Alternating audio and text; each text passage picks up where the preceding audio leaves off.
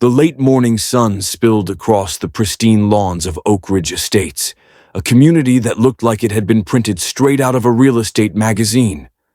The grass shimmered with dew, each blade cut to a precise height. Mailboxes lined the streets like obedient soldiers. To most, Oak Ridge was paradise. But to Marcus Reed, it was starting to feel like a prison. Marcus was a Black American Navy SEAL veteran, broad-shouldered, with calm eyes that spoke of deserts crossed, oceans patrolled, and wars fought far from home. He had come here to build a life for his 11-year-old daughter, Amira, a life far from the battles of his past. But what he hadn't expected was a different kind of war, one fought with paper, fines, and intimidation. It began small. A letter taped to his door. Lawn uneven, violation, fine, $50. Then another. Trash can visible after collection time, violation, fine, $100. And another still. Unauthorized basketball hoop, remove immediately. Marcus complied, sometimes reluctantly, sometimes with a shake of his head. But he noticed something. No one else on his street seemed to get these notices. His white neighbors left bins out overnight with no consequence. Their shutters were painted off-palette blues and grays. Yet it was Marcus, the only black homeowner on his block, who received the warnings. Still, he stayed calm. He had lived through worse. Pick your battles, Reed, he told himself. But on a Wednesday morning, the line was crossed. Amira was at the kitchen table, sketching cartoons on her notebook while humming a tune. Marcus, dressed in his running shorts and sweat-darkened t-shirt, had just returned from his morning jog. He poured himself water, took a deep breath, and allowed the stillness to wrap around him. Then it came, the thunderous pounding on the door. "Open up! HOA enforcement!" a man's voice barked. Marcus stiffened. Enforcement. His heart rate slowed, combat calm, muscle memory. The pounding came again, harder. "Open the door! You're in violation!" Before Marcus could even reach the knob, the front door shuddered violently and then crashed inward, wood splintering across the entryway. 3 men stormed in. They weren't police, but they wore dark jackets with patches reading HOA Compliance Officer. Their faces carried smug authority, not lawful duty. Amira screamed, her pencil clattering to the floor. Marcus stepped in front of her instantly, his frame a shield. "What the hell do you think you're doing?"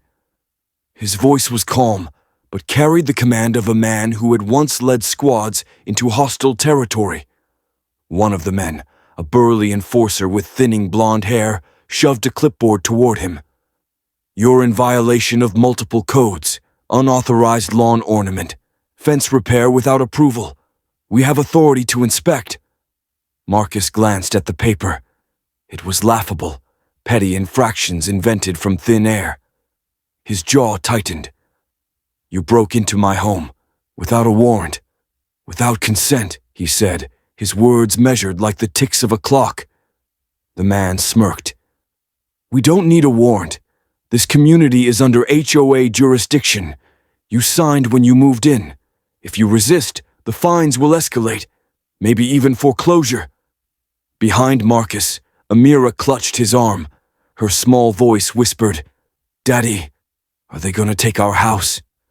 Something inside Marcus hardened. He had faced insurgents with RPGs. He had fought in deserts where every shadow meant death. And now, here, in his own home, men with clipboards and cheap badges thought they could terrify his daughter.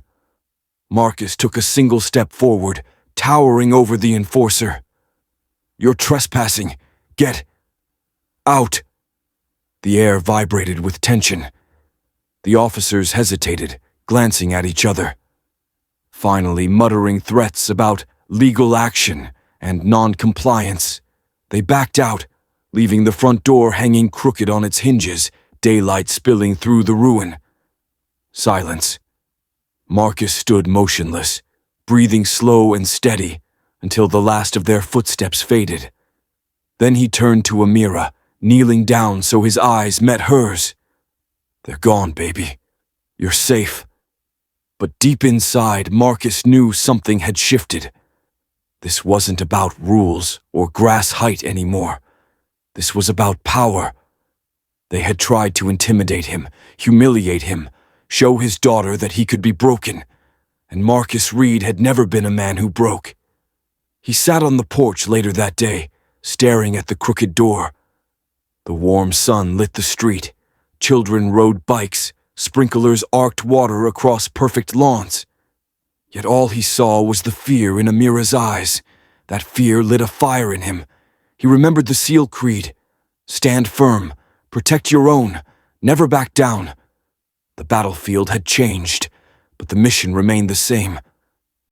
Oak Ridge Estates felt too still, almost suffocating.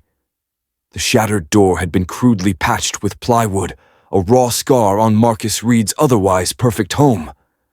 Neighbors passed by, pretending not to stare, their eyes darting to the broken frame and quickly away again.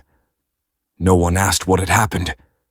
In Oak Ridge, silence was survival.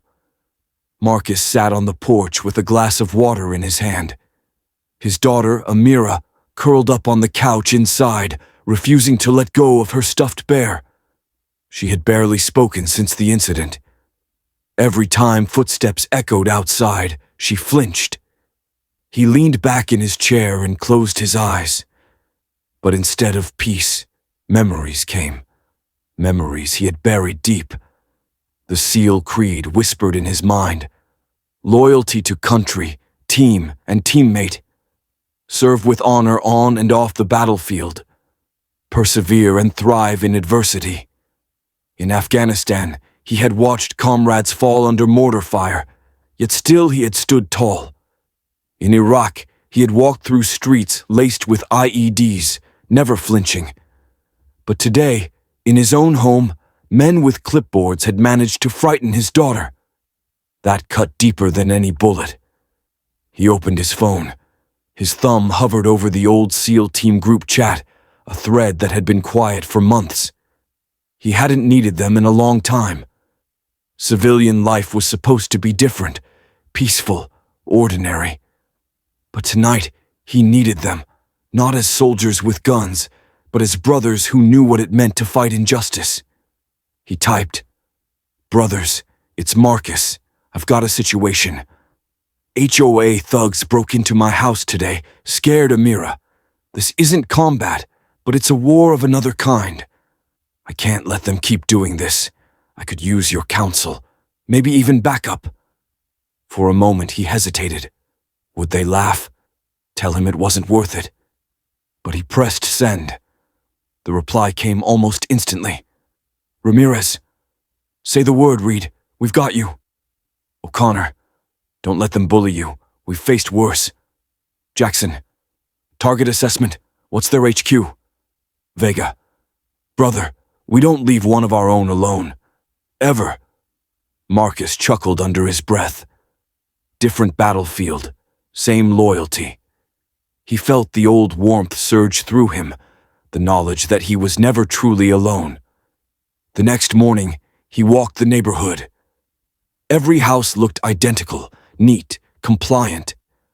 But behind those perfect shutters, Marcus could feel the tension. Curtains shifted, eyes followed him. People wanted to speak, but didn't dare. Outside Mrs. Patel's home, he paused. She was watering a row of wilted flowers, sunflowers, he realized, though most had been pulled up, leaving bare soil. She glanced at him nervously. "They fined me for these," she whispered. "Said they weren't on the approved plant list. Can you believe that? Flowers." Her hands trembled. "But please don't tell anyone I said this. They'll double my fine." Marcus nodded slowly. Her fear mirrored what he saw in Amira, what he saw in every window. The HOA had turned neighbors into prisoners of silence. This wasn't just his fight anymore. Back home, Marcus spread documents across his kitchen table. Every violation notice he had received, every photo he had taken. He began building a case, methodical, tactical, like planning a raid. He called a lawyer, Kelly James, a sharp, determined woman known for taking on overreaching homeowner associations. She agreed to meet. Then he reached out to a local journalist from the Richmond Times, explaining the story. "If you want to cover the abuse of power happening right under people's noses," Marcus said, "come to Oak Ridge Estates this Friday." By evening, his plan was forming. This wouldn't be a fistfight or a shouting match. It would be a mission: expose the abuse, rally the residents, and force the board into accountability.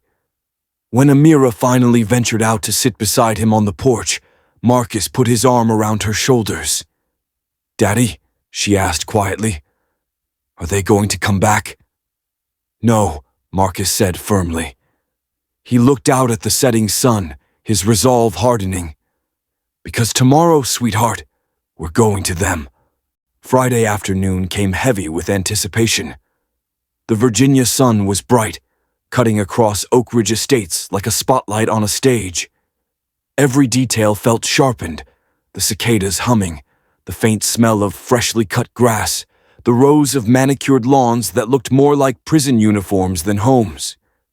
Marcus adjusted the collar of his jacket and glanced at Amira before dropping her off at his sister's. "I'll be back soon," he promised.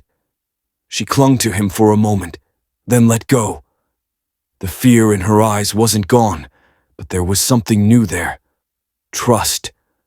By the time Marcus pulled up to the Oak Ridge HOA headquarters, his pulse was steady, like the calm before a mission. The building was modest, a converted office space with blinds drawn tight and a flag flapping out front. But to the residents of Oak Ridge, it was a fortress of power. Waiting for him were Ramirez, O'Connor, Jackson, and Vega, his old SEAL brothers. Civilian clothes, but still carrying themselves like warriors. They clasped his hand one by one, no words needed. Just presence. "Target confirmed," Ramirez said with a grin. "Let's go remind them what honor looks like," O'Connor added. Inside, the atmosphere was thick with arrogance. A long table stretched across the room, where the HOA board sat like judges. At the head sat Gerald Whitman, the chairman, a tall, pale man with slicked-back silver hair and a smile that never reached his eyes. "Well, well," Whitman drawled, tapping his pen against the table. "Mr. Reed, or should I say, the troublemaker of Oak Ridge Estates, you've cost us quite a bit of time this week." Marcus didn't flinch. "You broke into my home, you terrorized my daughter, and you've been bleeding this community dry for years." Gasps echoed from the few residents who had dared to come watch. Whitman's smile only widened. "Our rules are clear. You signed the covenant when you moved in. Violations have consequences." "Violations?" Marcus shot back. "A sunflower isn't a crime. A door wreath isn't a crime. Charging veterans for flying the American flag isn't a crime. What is a crime is using intimidation to silence your own neighbors." The board members shifted uneasily, but Whitman leaned forward, voice low and mocking. "This isn't the battlefield, Navy boy. Here, you follow our orders." That word, orders, ignited something in Marcus. He stepped closer, his voice rising, not in rage but in clarity. "I've followed orders my whole life, but not yours. Not when they come from greed and tyranny." Ramirez moved to the side, pulling a small recorder from his pocket and pressing play. Whitman's voice filled the room, recordings Marcus had captured of the HOA reps threatening fines and property seizures, their tone dripping with contempt. The board froze. Then the door opened. In walked Kelly James, the lawyer, trailed by a journalist with a camera slung over his shoulder. The flash of the camera shattered the illusion of control. Suddenly, this wasn't a quiet meeting. It was exposure. "Mr. Reed has evidence of harassment, unlawful entry, and financial misconduct," Kelly announced crisply, slapping a folder onto the table. And I assure you, the State Attorney General will be interested, especially with this many witnesses." The residents in the back began murmuring louder now, courage spreading like fire. Mrs. Patel stepped forward. "You find me for flowers," she said, voice trembling but audible. "You threatened to take my house." Another neighbor spoke, then another. The dam had broken. Whitman slammed his hand on the table, but his authority was slipping fast. "This is nonsense. We are the elected board. "You're done," Marcus interrupted, his voice steady as stone. He pointed at the residents behind him. "These people are your neighbors, not your subjects, and they're not afraid anymore." For the first time, Whitman's mask cracked. His face paled as the journalist snapped another photo. Marcus leaned closer, locking eyes with him. "You thought breaking my door would break me, but you forgot. When you come after one of us, you come after all of us." The room erupted, not in violence, but in unity. Applause, shouts of agreement, people stepping forward together. The HOA's reign of fear was collapsing right there in its own stronghold. Marcus stepped back, letting the moment belong to the residents. His fight had sparked it, but their voices would finish it.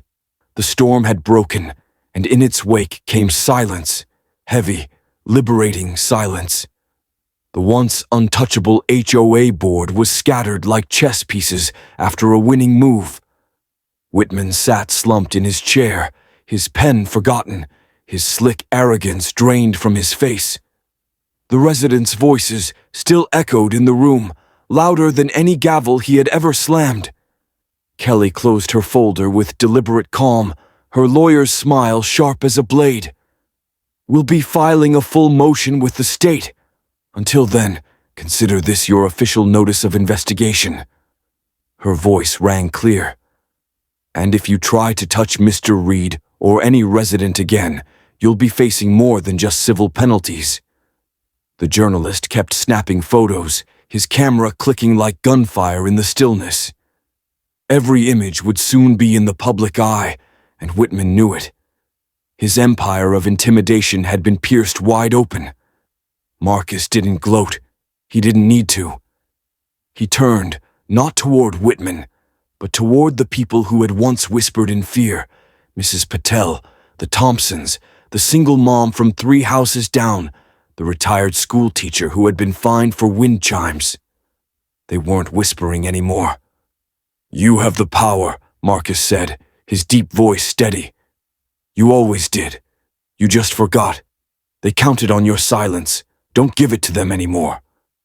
There was a pause, then a wave of applause. Not just polite clapping, but raw, heartfelt clapping that filled the room with energy. People stood taller, their eyes brighter. It was no longer Marcus against the HOA. It was the neighborhood united. Outside, the sun was dropping lower, painting Oak Ridge Estates in shades of gold. Marcus walked out of the headquarters with his SEAL brothers beside him. For the first time in years, the street didn't feel like enemy territory. It felt like home again. Amira was waiting on the porch when he returned. She ran to him, her small arms wrapping tight around his waist. "Daddy, did you win?" Marcus knelt, brushing her curls back gently. "We all did, baby. Not just me. All of us." That night, the neighborhood gathered in the Reed's yard. No board members, no threats of fines, no fear. Just families, food, and laughter spilling into the warm Virginia air. Someone brought a grill. Kids ran barefoot through the grass, and a group of veterans stood together, swapping stories that had nothing to do with war. Ramirez clapped Marcus on the shoulder. "Hell of a mission, brother. No shots fired, but still a victory." O'Connor smirked. "Though, I gotta admit, I wouldn't mind seeing Whitman try a push-up or two." The group laughed, the tension of the past week dissolving into shared relief. As the evening stretched, Marcus sat back with Amira on his lap, watching the community come alive again. He thought of the sunflower she had planted, still standing tall by their porch. A small act of defiance that had bloomed into something greater. A reminder that beauty couldn't be fined away. "Daddy," Amira whispered, "will they ever come back?" Marcus looked around at the faces, neighbors who had found their voices, a lawyer who wouldn't back down, friends who would never let him stand alone. Then he looked at his daughter. "If they do," he said softly, "they'll find us stronger than before." The stars began to appear overhead, but no one rushed inside. The neighborhood lingered together, bound now by something deeper than rules on a page. Oak Ridge Estates had been a cage, but tonight it was something new, a community reborn. For Marcus, it wasn't just about fighting bullies in suits. It was about teaching his daughter and everyone else that freedom isn't given. It's claimed. And sometimes, it starts with planting a single sunflower. Thanks for watching. If this story moved you, make sure to hit that subscribe button and join us for more powerful stories about justice, equality, and real change. Your support helps us share voices that need to be heard. Subscribe now and never miss the next story.